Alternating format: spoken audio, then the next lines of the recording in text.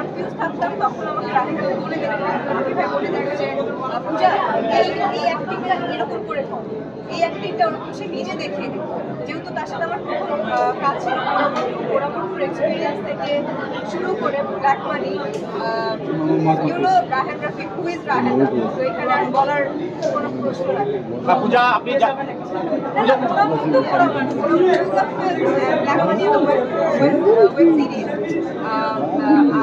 Compare না করি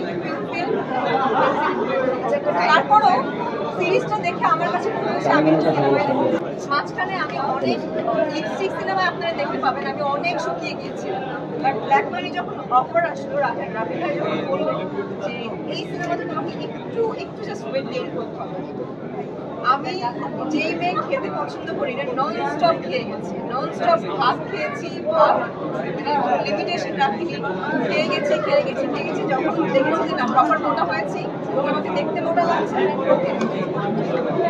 শুরু করে দিয়েছি। আমি একদমই নতুন।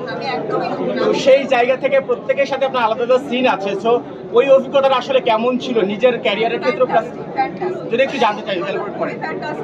আমি রুবেল ভাইয়া থেকে শুরু করে সবার কথা বলবো, সবাই খুব ভালো অভিনেতা, আমি একটু কনফিউজ ছিলাম বাট তারা এত সাপোর্টিভ ছিল, এত ভালো, বিশেষ করে আমি রুবেল ভাইয়ের কথা বলবো, প্রপার হাম্বল পার্সন। আমি তার প্রশংসা না করে পারবো না। সে আমাকে শুরু থেকে যখন তার সাথে আমাকে প্রথম দিন দেখা হলো, সে আমাকে আপনি করে বলছিল, আমার এত লজ্জা আমি জীবনে কোনোদিন পাইনি।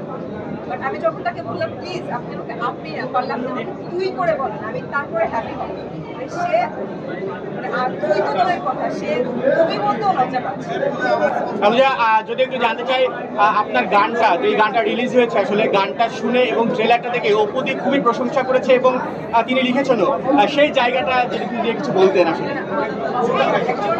ইন্ডাস্ট্রির পার্সন আমরা সবাই একজনের প্রশংসা করা কিংবা একজনকে ইন্সপায়ার করা, এটা আসলে আমাদের সকলেরই দায়িত্ব। আমার যদি কারো গান ভালো লাগে আমি ইন্সপায়ার করবো, আমার গান কেউ কারো ভালো লাগে তারা ইন্সপায়ার করবে, এটাই আসলে আমার ভাবা উচিত।